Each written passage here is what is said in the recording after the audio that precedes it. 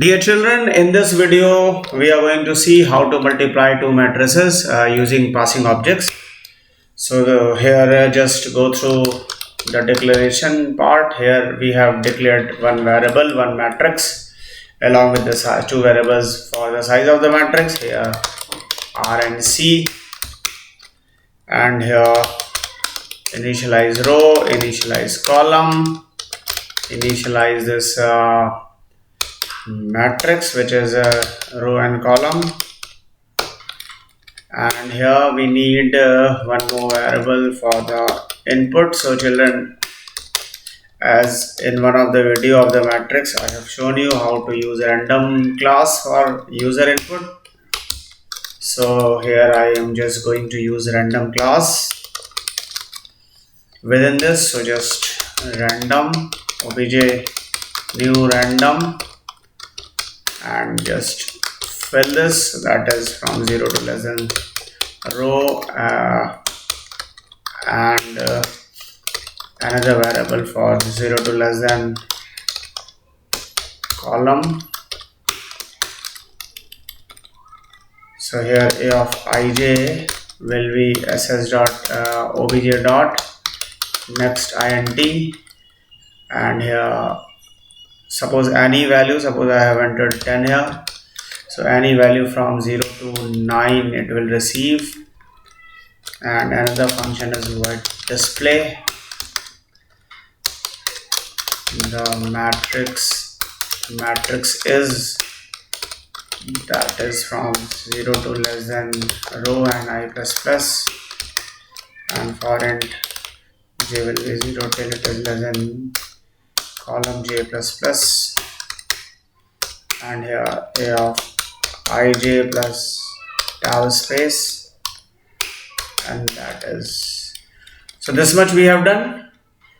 And here in the main method just have two variables, one for row and one for column, and matrix one size, that is R is ss dot next int and C is ss dot next int, and then declare this matrix, which is first matrix, new matrix, which is R comma C, and then first dot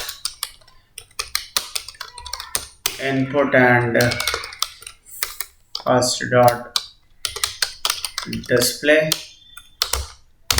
Let us execute this. Suppose the size of the matrix is 2 by 3. Now you see that the matrix is this one, 3 1 2 first row, 4 4 9 second row, and this is using random class. It means we need not to input the values, it will be filled on the random basis.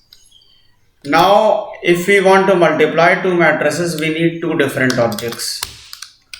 So here we need to enter matrix 2 size, and that is R is ss dot next int and C is ss dot next int, and the second matrix, which is matrix second new matrix R comma C, and here which is second dot input. So now you can see first dot display and second dot display. These are the two matrices which we are going to multiply. Suppose it is 2 by 2 and it is 3 by 3. See that the first matrix is 2 1 0 0 and 7 4 5 1 3 5 and 2 0 1.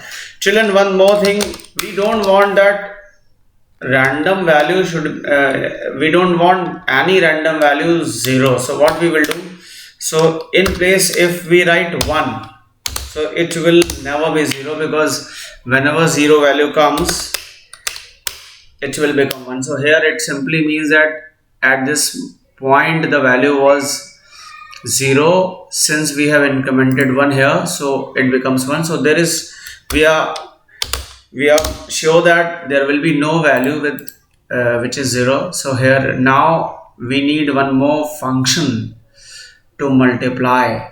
So for that, here we are going to define that function, and you just see this function matrix multiply matrix obj2.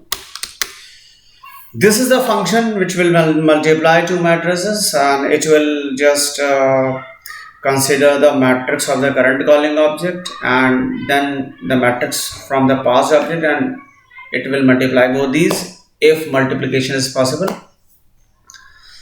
and it will generate a new matrix, and that new matrix will be returned in the main method. I hope everybody knows when multiplication is possible, so we have to consider all the cases here. So first of all, matrix, here I have got a resultant, I have got a one object result of matrix type, and initially it is null. So when multiplication is possible, finally we will be returning this result only. And here within this function call, we will write matrix result is equals to first dot multiply second. So this first is the current calling object, this second is the past object, and it will return a value. That value will get stored in this variable result. So if result is null, then multiplication is not possible, and else result dot display. This is what. So if in case multiplication is not possible, the output on the screen will be multiplication is not possible, otherwise the resultant matrix will be displayed on the screen. Now the question is, when will you return that null value? So children, here if the column of the matrix of the current calling object is not matching with the row of the past object, then immediately return null, because at this moment of time this result is not initialized, and it simply means multiplication is not possible. Let us see that. I want to check this. Suppose the size of the matrix is 2 by 2 and another matrix is 3 by 3. You will see that multiplication is not possible. You cannot multiply these two matrices, and so this is the very important question, very important condition. So if the column of the first matrix is not matching with the row of the second matrix, so column of the first matrix means current calling objects matrix, and column or row of the second means past objects matrix. Now I am going to multiply. So before I am going to multiply, see, we must initialize this matrix object. So result is what will be the size? The size will be row comma obj2 dot column. It simply means the size of the row of the first matrix with the column of the second matrix will be the size of the resultant matrix. And now here we are going to multiply both these. So in order to multiply, start a loop that is from 0 to row, and here another is from 0 till it is less than obj1 dot column j plus plus, and here then you need another row which is k, which is up to this, and here obj result dot a of ij is equals to result dot a of ij plus a of ik into obj2 dot a of kj. This is what we have to write for this. So how to do that? Just go through that. obj1 dot, it is not obj1 dot, rather than it is obj2 dot. It is obj2 dot. Suppose the size of the first matrix is 2 by 2, another matrix size is also 2 by 2. Now it is 94 and 9482.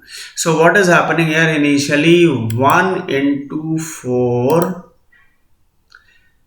plus 10 into 9, which is 90, and 1 into 4, which is 4, that's why 94 has come. And next time it is 1 into 2 plus 10 into 8, means 82. And then it is 5 into 4 plus 5 into 9, which is 65. And then 5 into 2 plus 5 into 8, which is 50. This is how it's multiplying. See one more example. Suppose here it is 2 by 2 and it is 2 by 3. You see here also the multiplication is possible. This total number of columns in the first matrix is 2 and total number of rows in the second matrix is 2, so that's why multiplication is possible. And in a similar way only it is multiplying. So initially 2 into 9 plus 2 into 8, then for the next entry, which is 28, here it is 2 into 6 plus 2 into 8, so which is 28. And then for this one it is 2 into 3, which is 6 plus 2 into 2, which is 4, which is 10. So this is how it's multiplying. And in a similar fashion for the last row of this we will do the same process. I hope you have enjoyed this video. Thanks for watching.